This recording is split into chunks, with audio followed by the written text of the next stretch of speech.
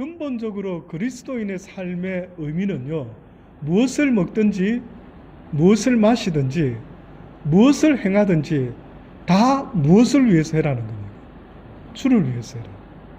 자, 그런데 경인 형제가 목사님, 저는 주를 위해서 하는 게 아니라 저를 위해서, 사장이 막 독한 사장이지만 마음에 안 들지만 돈을 벌어야 되니까 합니다. 이래 되면은 이 사람은 평생 그 사장 밑에서 시집살이 하면서 하드워크를 한 거죠. 그러면 나중에 인생 끝냈을 때 너 뭐 했냐? 야, 시티 레스토랑에서 엄청나게 열심히 주방에서 일했습니다. 그걸 이야기할 수 있느냐 이게.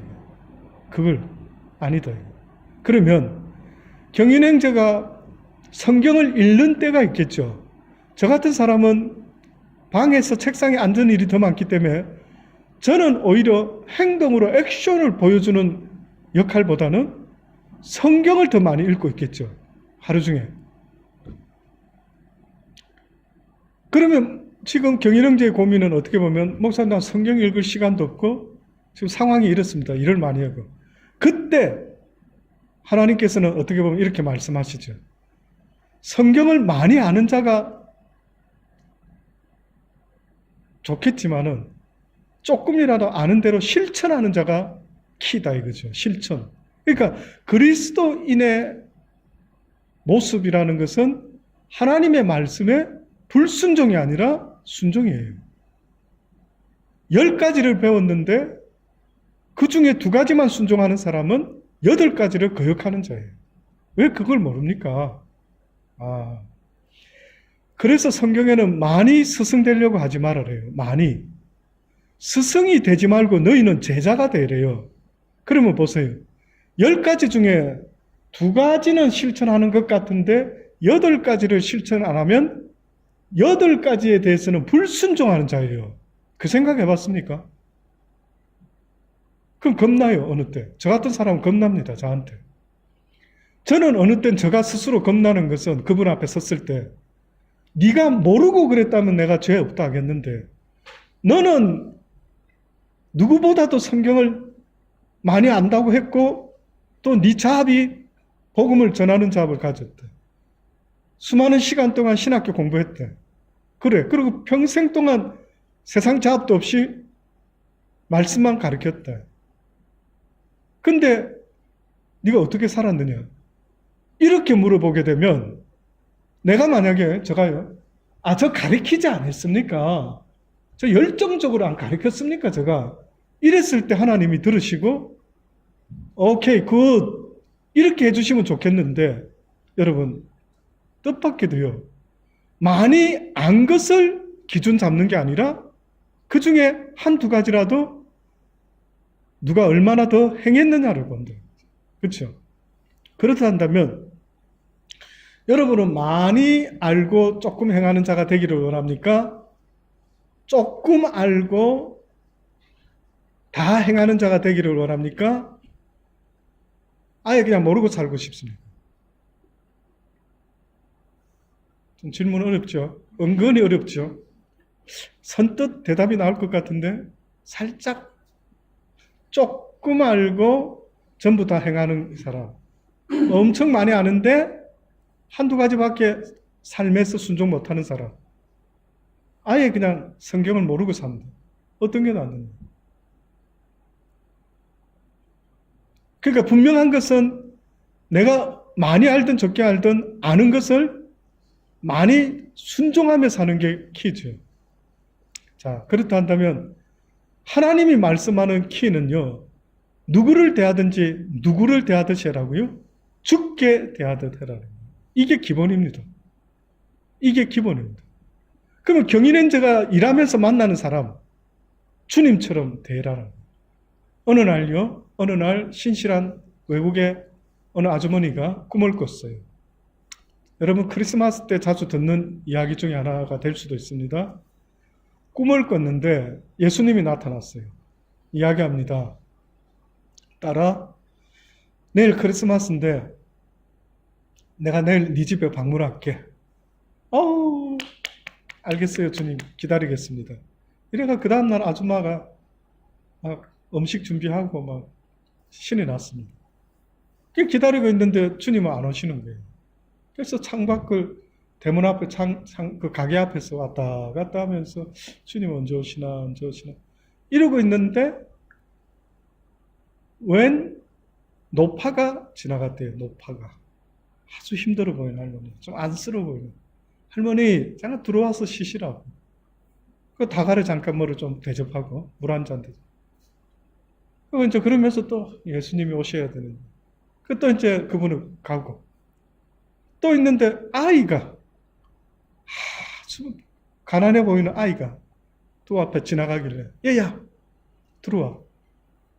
그래가지고 물도 주고 또 준비해놓은 음식이 있으니까 또 좋은 것 같아요. 그리고 또 있다가 또 세 번째 아주 무거운 짐을 지고 가는 힘든 아저씨가 지나가길래 또 아저씨 좀 쉬었다 가세요. 또 도와줬어요. 해가 다 졌네. 예수님이 오신 대놓고 안 오신 거예요. 이 아주머니가 실망이 돼가지고 이 도대체 예수님도 거짓말을 다 하시네. 분명히 내일 우리 집에 방문한다고 하셨는데 분명히 꿈속에서 주님은 확실하게 말씀했는데 이렇게 이제 믿고 있어요. 근데 그 다음날 또 꿈을 꾼 거예요. 예수님이 또 나타나신 거예요. 예수님 어제 하루 종일 기다렸어요. 왜 안 오십니까? 뭐라 했겠습니까? 갔다. 한 번은 노파의 모습으로, 한 번은 가난한 아이의 모습으로, 또 한 번은 아주머니의 모습, 아저씨의 모습, 힘든 아저씨의 모습. 고맙다. 잘 먹었다. 네가 그렇게 나한테 해줬어. 너무 고마웠다. 그러니 여러분 한번 생각해 보세요. 예수님이라는 분이 우리가 하나님 사랑해요 할 때 네가 나를 사랑한다면, 네가 나를 마음과 목숨과 힘과 뜻을 다해 사랑한다면 그런 마음으로 내 이웃을 내 몸과 같이 사랑해다오. 그리하면 네가 나를 사랑하는 줄 내가 알겠다. 이게 그 이야기입니다. 하나님을 사랑하라는 것, 이것이 온율법과 선지자다. 그와 같이 또한 내 이웃을 내 몸과 같이 사랑하라. 이 두 계명은 두 계명이 아니라 한 계명이다. 그러니 너희가 보이지 않는 하나님을 사랑한다라고 말하려면 눈에 보이는 형제를 어떻게 해야 된다? 사랑해야 된다. 그러니 제가 늘 말씀드리잖아요. 여러분이 살면서 만나는 사람이 있잖아요. 여러분, 하나님의 관심이 돈에 있을까요? 짐승에게 있을까요?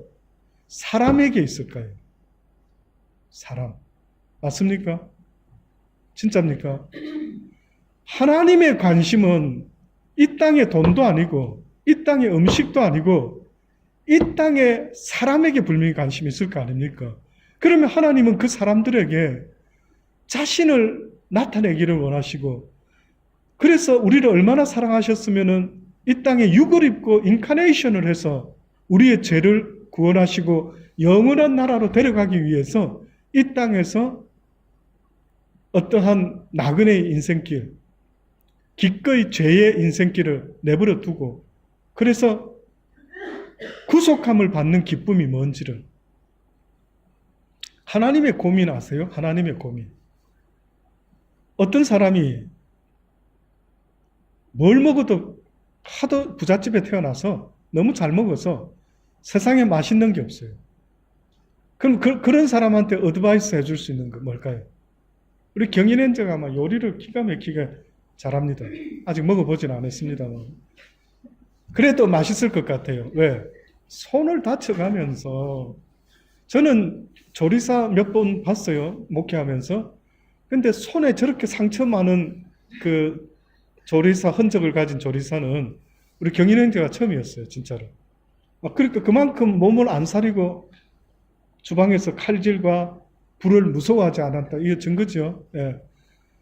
근데 본인은 안 무서워했지만 어쨌든 와이프는 굉장히 걱정을 하면서도 저한테도 이야기를 했습니다만. 자, 그래 맛은 안 봐도 제가 볼 때 굉장히 실력이 좀 있을 것 같은 왠지 그런 느낌. 네, 자. 그런 느낌이 들었는데 제가 방금 무슨 이야기를 하려고 했습니다. 깜빡이 들었는데. 부자가 아무리 먹어도 맛이 있죠. 아, 예, 예. 이렇게 요리를 맛있게 예를 들어서 매일같이 경인형제가 사랑하는 아내를 위해서 요리를 저렇게 맛있게 해줬다 합시다. 근데 너무 맛있는 것만 먹는 사람이 이제 어느 날 막 투정되고 불평불만을 해. 그러면 경인형제는 불평하는 와이프한테 뭐라고 어드바이스 하겠느냐. 진짜 내가 실력 있게 이거 레스토랑을 와야 요거 한 그릇에 한 50불, 100불짜리인데도 와이프가 불평불만해. 어드바이스. 그렇죠. 너 배가 불렀구나. 너 이제 그만 조금 굶어봐라. 맞죠?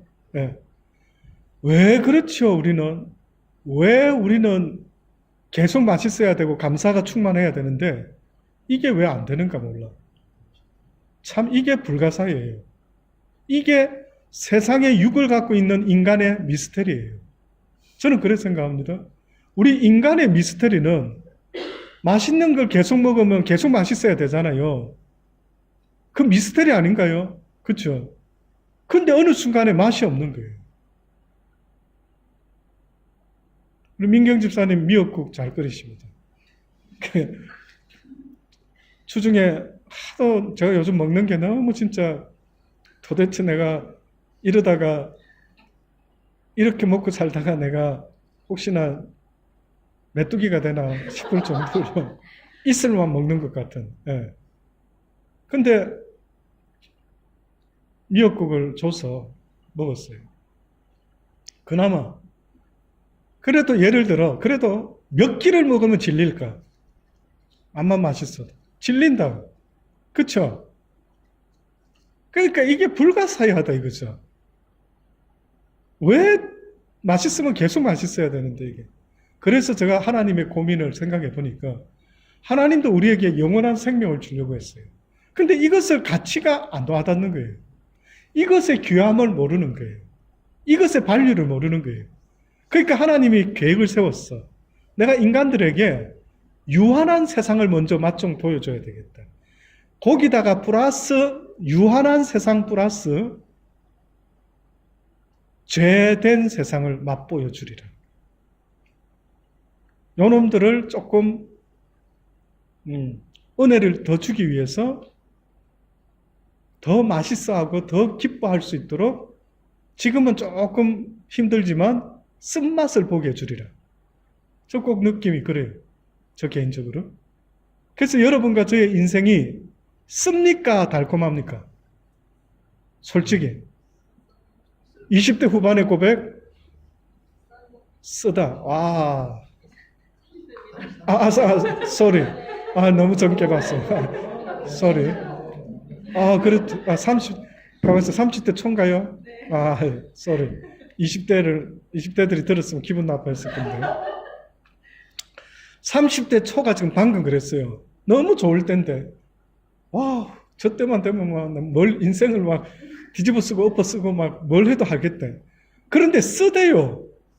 이거 와닿습니까? 자, 40대에 누가 한번, 요번에 지금 고난당하고 있는 우리 철승 집사는, 고난감.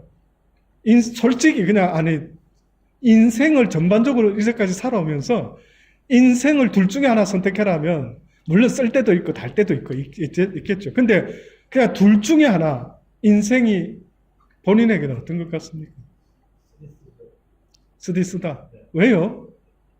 이쁜 토끼 같은 두 아들도 있고, 토끼 같은 와이프도 있고, 토끼가 여우 같은 와이프도 있고,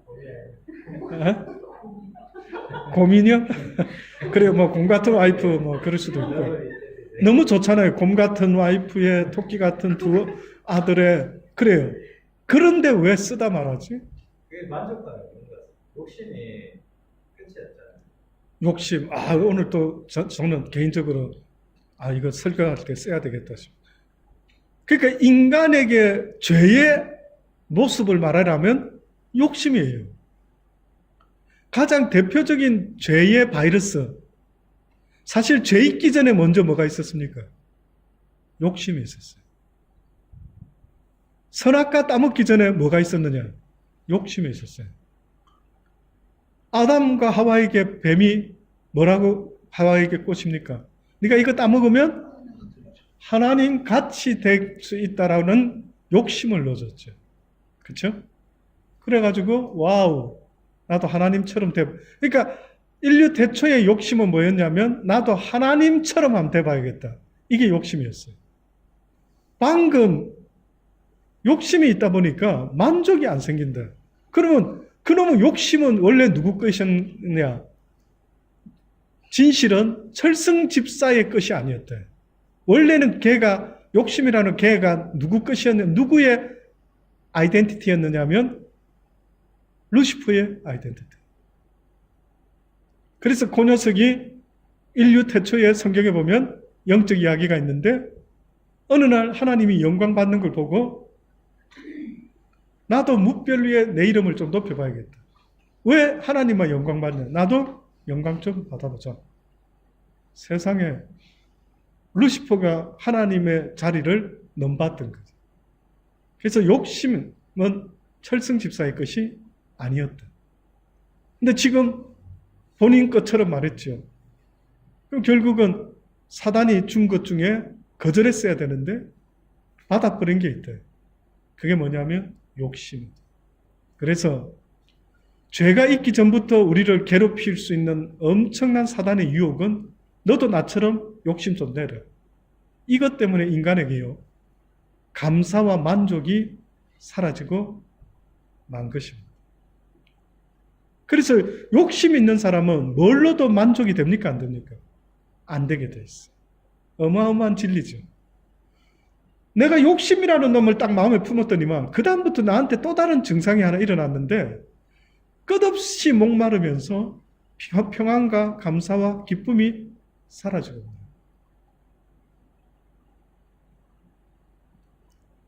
계속 갈망, 계속 없는 것만 쳐다봐요. 없는 것만 쳐다보면서 계속 있는 것에 대한 감사보다 없는 것에 대한 욕망과 욕심 속에서 그렇습니다. 이제 말씀에 오늘 교재로 들어갑니다. 자, 죄의 삭은 분명히 사망이라 그랬어요. 근데 아담과 하와가 범죄했을 때 바로 죽지를 않았어요. 근데 실상은요, 무엇이 죽는다라고 주님이 말씀한 거냐면 그의 영혼에 대한 이야기입니다.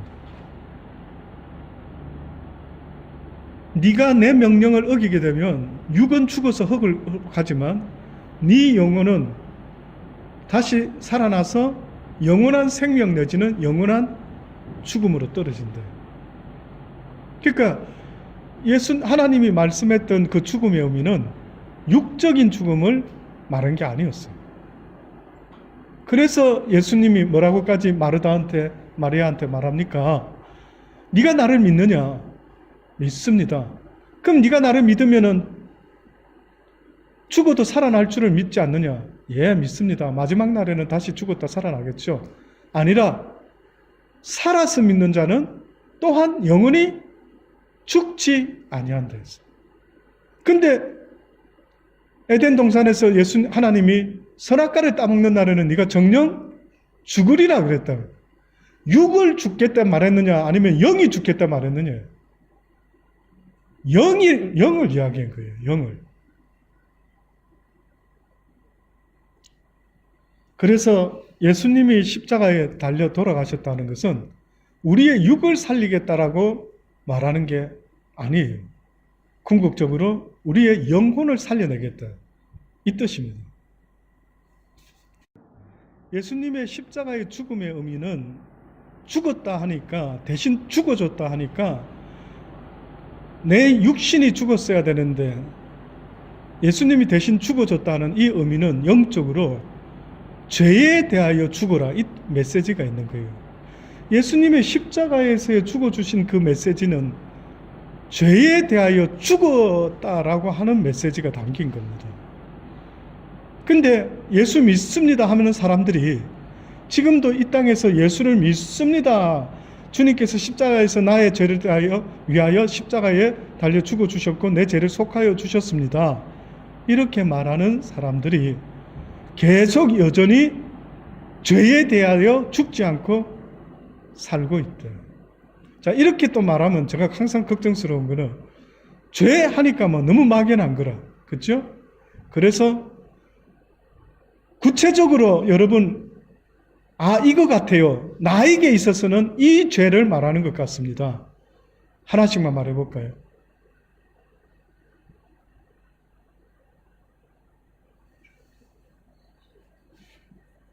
없습니까?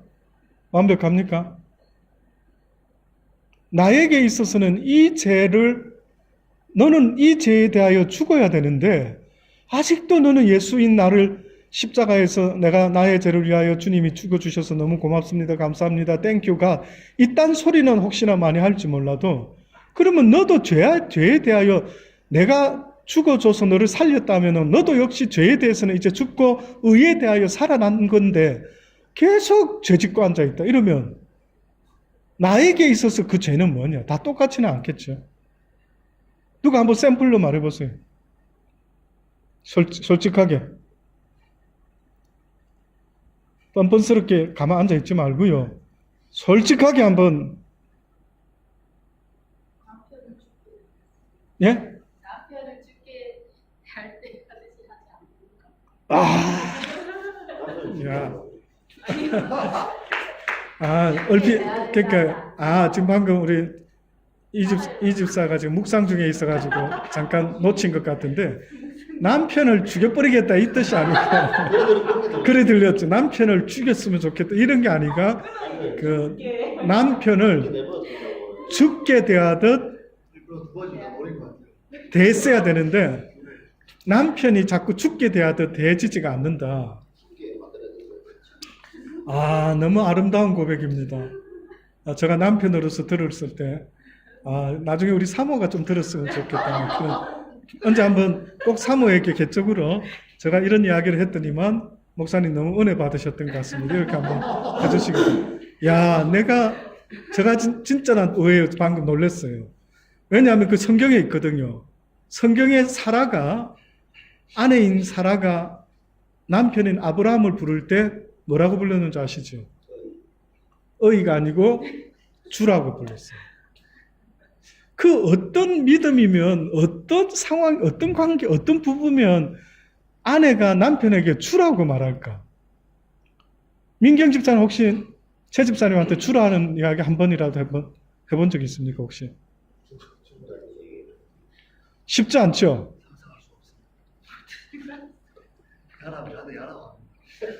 야라고 합니까? 아니, 오빠라고 부르는 건 제가 들어본 것 같은데.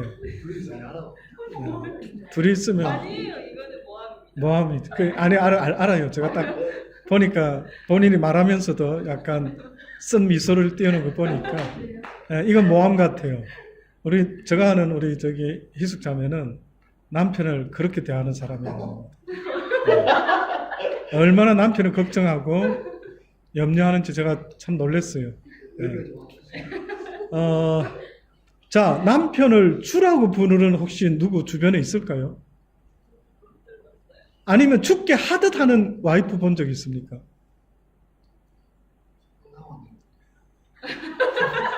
송사모님은 아닌 것 같고, 저 확실히 아는데 그건 아닌 것 같고. 그러니까 왜 안 되죠? 그게 왜 안 될까? 왜 남편을 우리 지금 말한 당사자 뭐 조금 나이 차이가 있어서 그렇습니까? 한 살 차이죠. 사실은 뭐 거의 생일로 따지면 몇 달도 안 되겠죠. 자, 근데 왜 죽게 하듯 왜 주가 그게 안 될까? 너무 마음에 안 드는 부분들이 너무 많이 보이니까. 하나님은 저한테 마음에 안 드는 부분한테 너무 리얼하게 보여주니까 해야지 하면서 저도 그게 안 되는. 너무 솔직한 진짜.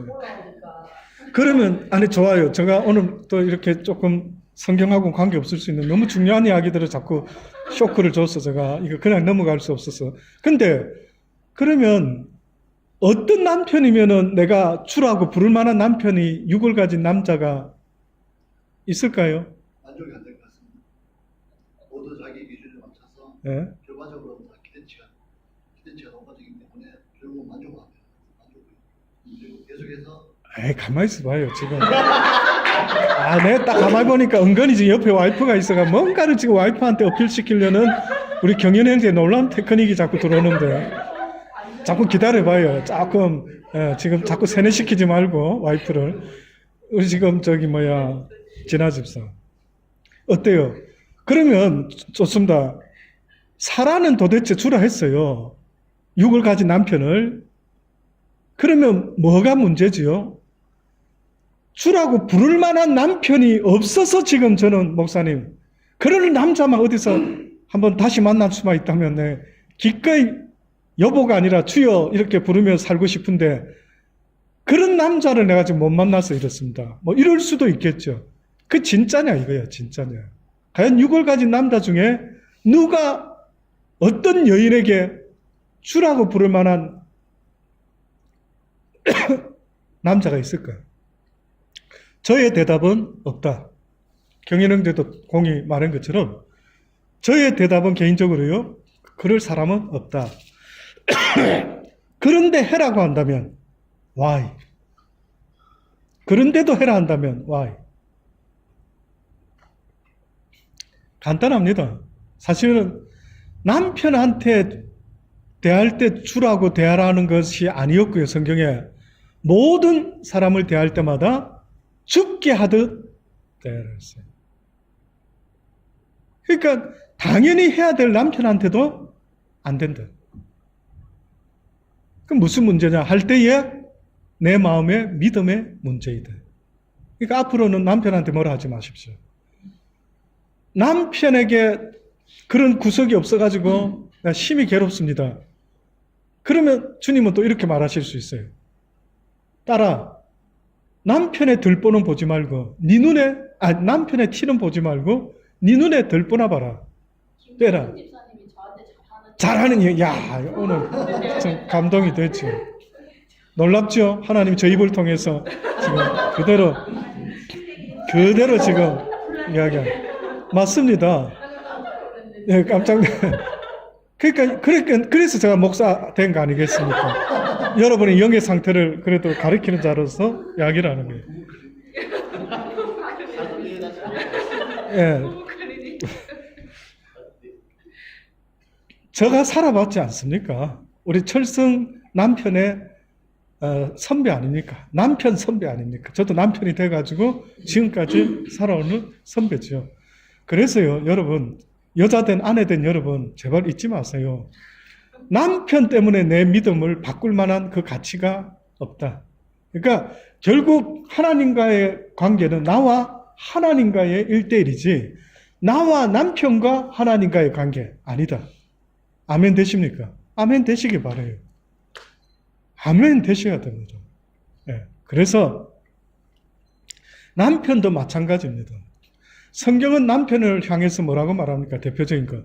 아내를 사랑하는데 뭐처럼 사랑해라? 너의 몸을 사랑하듯이 아내를 사랑하라.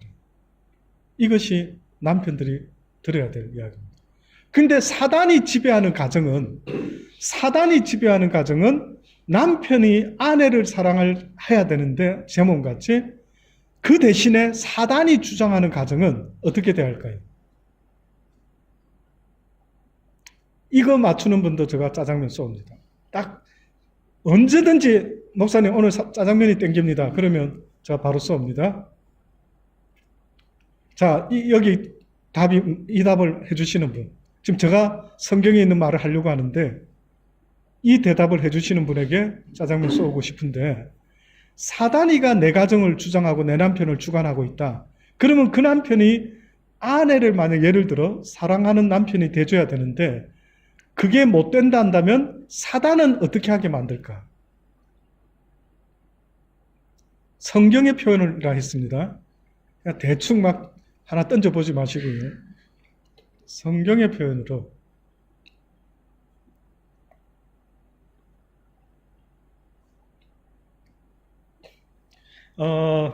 이게 조금 이제 신앙적인 영적인 표현인데 사단이 왕일 때와 예수님이 왕일 때 예수님은 사람들을 다스릴 때 뭘로 다스립니까? 사랑으로, 평화로, 권면하고 기다려주면서 어떻게 보면 그 사랑의 왕의 통치 수단이다. 그러면 세상의 임금인 예수님이 왕일 때, 사단이 왕일 때는 어떤 정치를 할까요?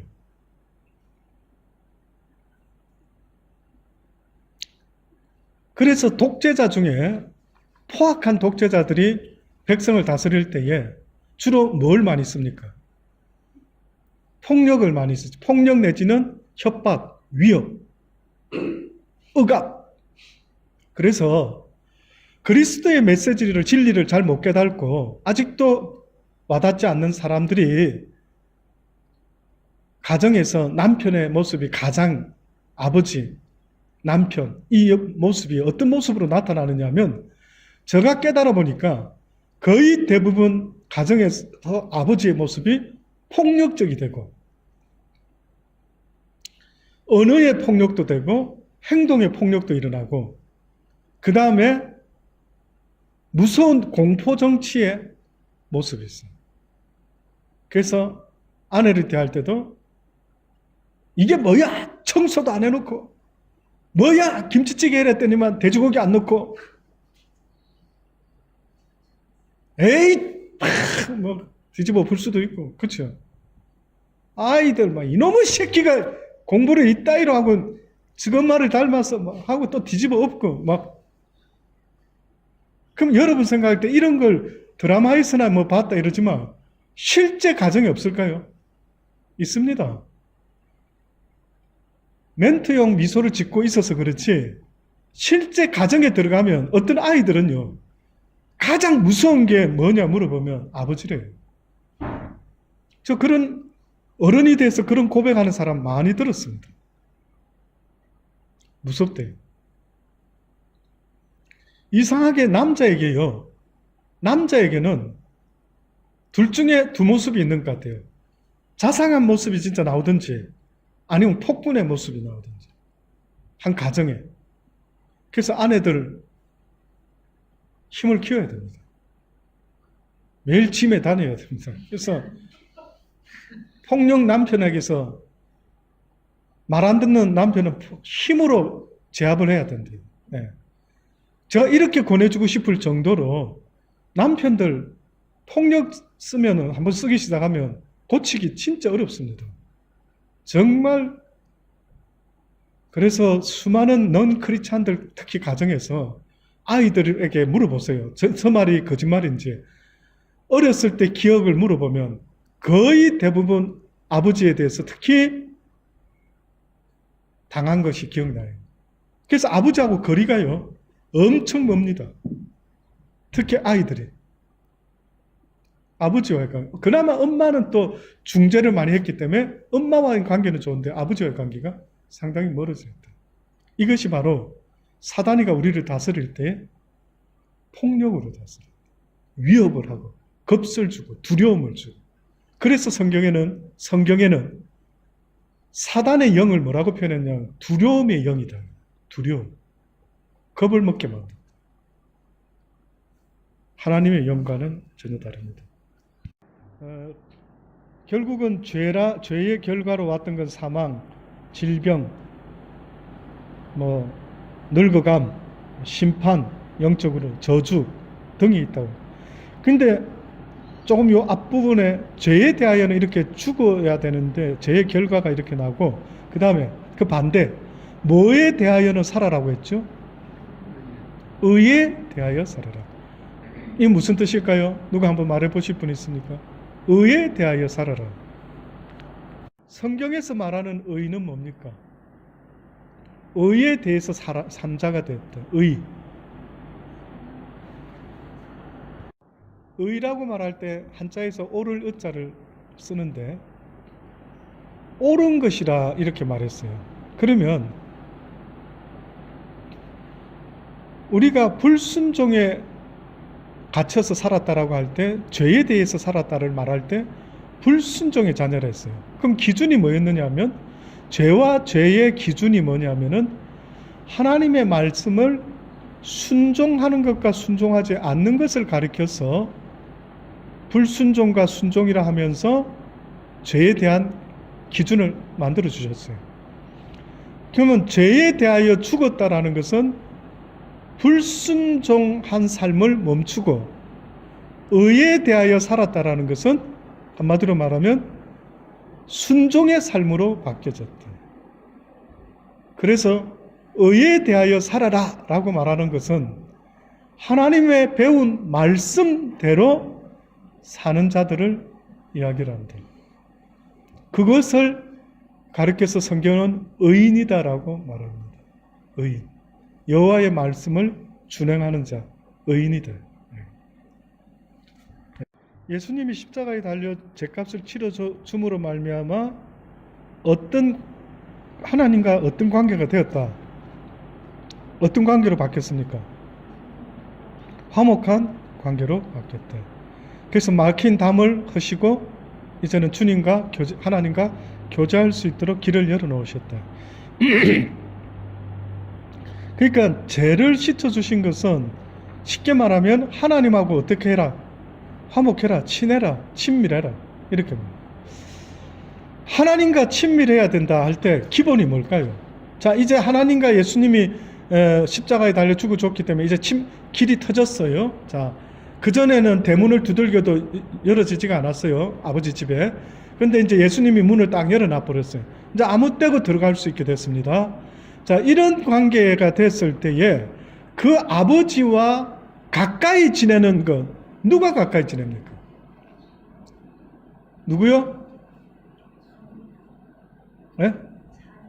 네, 자녀인데 여러 자녀 있는데 다 가까울 수도 있고 그 중에 더욱 가깝다면 어떻게 했길래 그 자녀는 그 아버지하고 더욱 가깝다. 자녀들하고 가깝다 할 때 아들하고 가깝습니까? 딸하고 가깝습니까? 둘 다 뭐 그럴 수 있고. 그럼 만약에 상상 한번 해보세요. 여러 자녀 있다. 다 똑같이 가깝다. 이래 말할 수도 있겠지만은 저는 다릅니다. 저 아들들이 없기 때문에 이야기할 수 있는데 저는 세 아들이 다 다릅니다.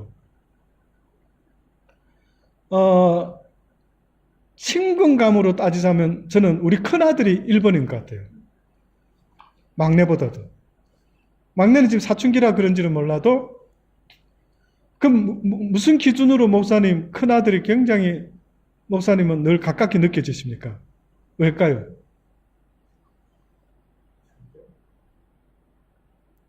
순종?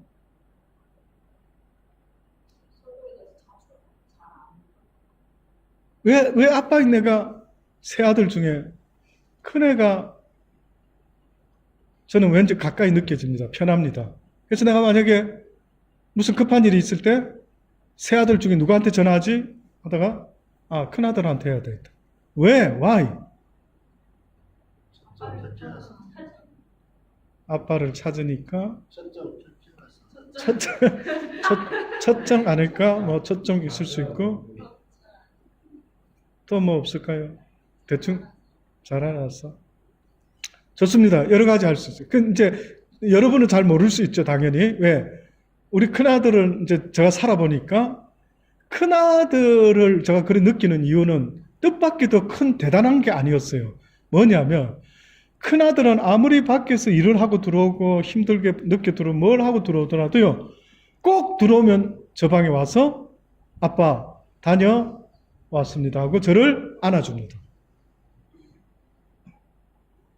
이런 아들 쉽지 않겠죠. 아버님 안아드립니까? 만날 때마다, 뵐 때마다. 자주. 어렸을 학창 시절부터. 잘 때까지 아버님을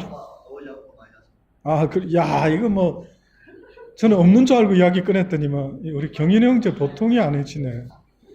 야, 보통 아들들이 아빠를 그렇게 안아주는 거는 쉽지는 않은데, 예. 야, 그래, 어쨌든 그래도, 야, 또 그런 면이 있었네요.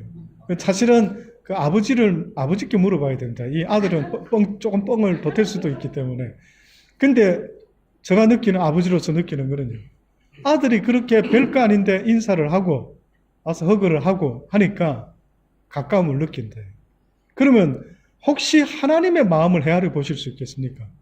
하나님이 만약에 사랑하는 자들아, 나의 자녀들아, 내가 너희와 내 아들 예수가 막힌 담을 헐어놨다. 대문을 열어놨다. 가까이 지내자, 가까이 지내자. 함께하자, 함께하자. 친밀하게 지내자. 계속 부른대. 그 어떻게 하면 하나님이 친밀한 내 아들, 다정한 내 아들, 내 딸 해줄 수 있겠느냐? 어떻게 할 때?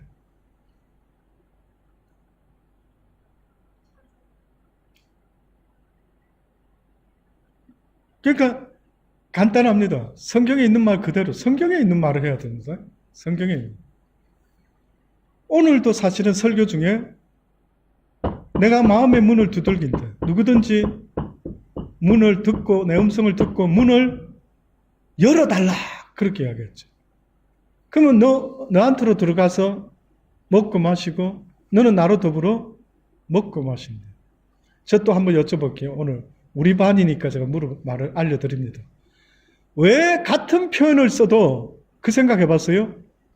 네가 마음의 문을 열어주면 내가 너에게로 들어가서 놀고 너도 나와 함께 더불어 놀 것이다. 이렇게 말했어야 되지 않나요? 근데 그렇게 말하지 않고 먹는다라는 이야기를 했어요. 너는 나와 함께 먹게 되고 나도 너와 더불어 이제부터는 같이 먹고 살게 된다.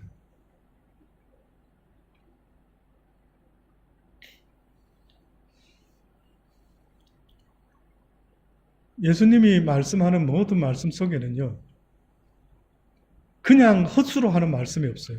제가 깨닫기는. 단어 하나하나, 그 표현 하나하나에 다 아버지의 영적인 의미가 있어요. 그러니까 결국은 그 뜻은 식구가 되자는 거죠. 식구. 밥 먹는 식구. 예. 그런 관계가 되자.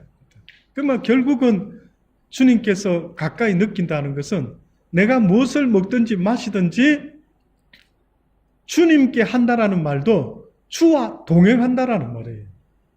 내가 무엇을 먹든지 마시든지 주님과 동행한다라는 게. 그러니까 주님과 동행한다라고 하는 말은 결국은 모든 내 행동의 이유가, 액션이 누가 밉지만은 그를 용서하는 것도, 기도할 때 감사하는 것도, 그 모든 것을 주의 말씀대로 순종하며 사는 그 삶이 하나님과 동행하는 삶이다. 그게 하나님과 동행하는 삶. 세례가 두 가지 종류. 첫 번째 세례는 물 세례가 있고, 두 번째 세례는 불 세례, 곧 성령 세례가 있다라고 이야기를 하죠. 자, 그런데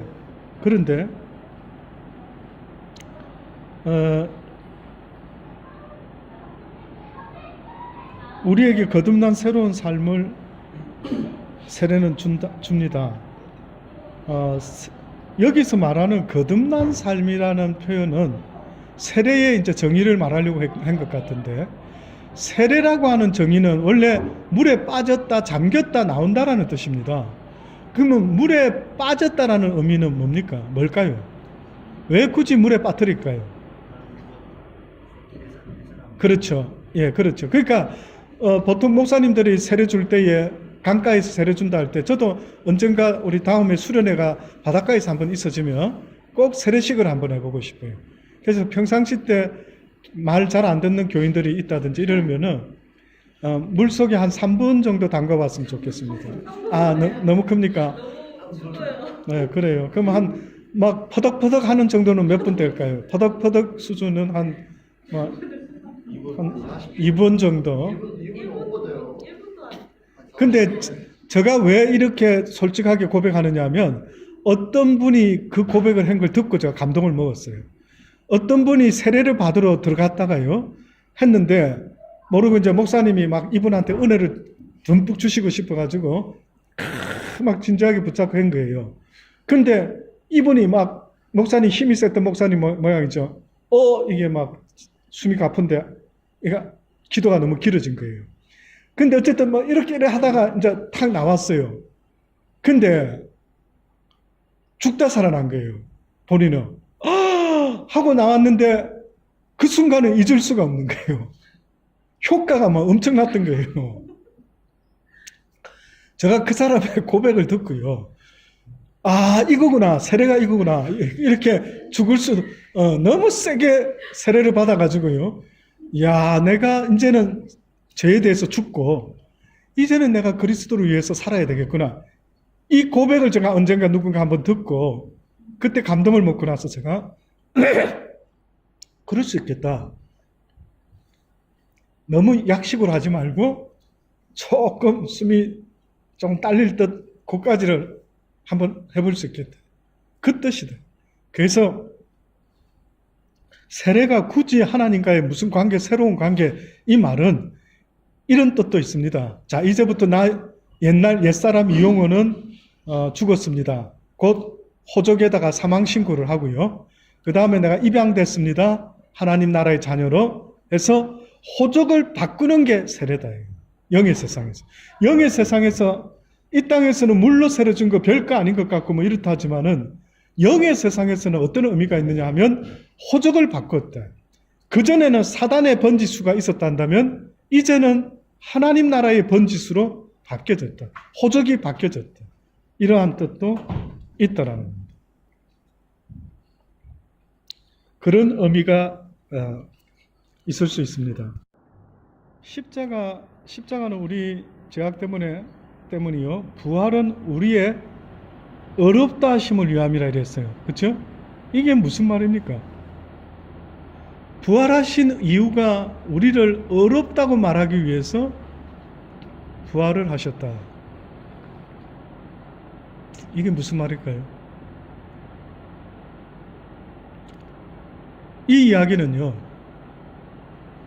하나님 나라에 들어갈 수 있는 사람은 누굽니까? 의인일까요? 죄인일까요? 의인이죠. 그러면은 하나님이 우리를 그분의 나라로 데려가려면은 어떤 자격증을 이제 줘야 되는데 그게 뭐냐면은 의인의 자격증을 줘야 됩니다. 그러면 예수님이 죄에 대하여는 죽었어요. 근데 그분이 다시 살아난 것은 의를 위하여 살아났다라고 했어요. 그 안 살아났으면 어떻게 되는데? 살아난 것이 어렵다, 우리의 어렵다 하심을 위함이다. 예수님이 죽어는 줬어요. 우리를 위해서. 근데 안 살아나셨으면 어떤 상황이고 또 살아나셨었기 때문에 또 무슨 상황이 달라지는 겁니까?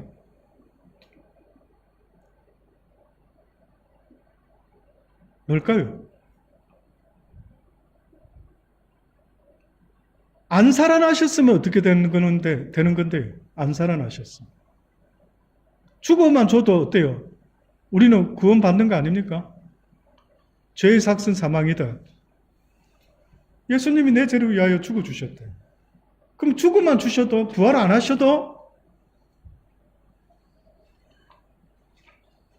잘 처음 듣는 느낌인데, 죽어 주시면 죄값 치른 건 맞습니까? 안 맞습니까? 부활 안 하셔도 죄값은 치러 주신 거 맞나요? 틀렸나요? 죄에 대해서만 죄값을 치러주시면 그렇죠. 부활을 안 하셨으면 죄에 대해서는 사망이 있잖아요. 네. 그래서 다시 살아날 수가 없는 거잖아요. 부활의 의미는 우리의 죄값을 치러주시고 그 죄값을 치렀다는 그 우리 승리의 어둠을 예. 승리의 부활하신 네. 그러면, 방금 우리 집사님 말씀했는데, 죽고 안 살아날 수도 있는데, 살아났단 말이죠. 근데 살아난 이유를 뭐라고 말하냐면, 우리의 어렵다 하심을 말한 거예요. 그러면 결국은 그 말은 우리로 하여금 하나님의 나라 백성으로 데려가기에 합당한 자를 만들어내기 위해서 또다시 말하면 영원한 생명을 주기 위하여 우리에게 부활로 말미암아 어떻게 보면요. 이 표현이 이것이 상당히 의미심장해요. 신학교에서도 대부분 이게 이야기 잘 안 할 겁니다. 제가 알거든. 이런 이야기까지는 하지는 않습니다. 근데 오늘 말이 여기 언급이 되어서 제가 그래도 잠깐만이라도 좀 부담스러울 수 있는 조금 수준 있는 이야기라서요. 이게 간단하게 될 말은 아닌 것 같아요. 근데 제가 설명을 이렇게 좀 최대한 해볼게요. 방금 우리 집사님 맞아요. 그 말씀한 것처럼 죽고 안 살아나셨으면 죄의 사망의 법에 이긴 겁니까? 진 겁니까? 전 거죠. 죄값을 치렀다라는 말에서 죽음으로 끝이 났다라는 말로 끝이 나면 죄값만 치른 결과가 됐다면 사망의 권세가 득세했다. 이 말도 될 수 있죠. 맞습니까? 이해됩니까? 그런데 사망의 권세를 깨치고 부활을 했다라고 하는 그런 의미다 한다면은 제가 아까 서두에 그랬죠. 아담이 너는 정령 죽으리라 할 때 그것은 육이 죽는다고 말한 게 아니고 영이 죽는다 했다 그랬죠. 그러면 예수님이 육이 죽었다가 육이 살아났다라고 하는 의미는 예수님의 영이 살았단 말이에요. 성경에 보면 이렇게 말해놨어요. 예수님의 죽음에 대해서 주님이 육은 죽고 영이 사셨다라고. 묘하죠. 묘한 이야기랍니다. 그래서 예수님의 부활은 사망의 권세까지도 승리하신 사건이다. 그냥 죽어버렸으면 사망이 여전히 득세하고 있는 거예요. 그렇죠? 사망의 법이 여전히 죄의 법을 가지고 득세를 하고 앉아 있는 겁니다. 그래서 하나님이 부활하심으로 우리를 어렵다라고 하신 것은 죄값을 용서해 줬을 뿐만 아니라 우리를 다시 회복하시고 죄의 사망의 법에서 살려내셨다. 여기까지가 다 포함이 되는 이야기가 될 수가 있습니다.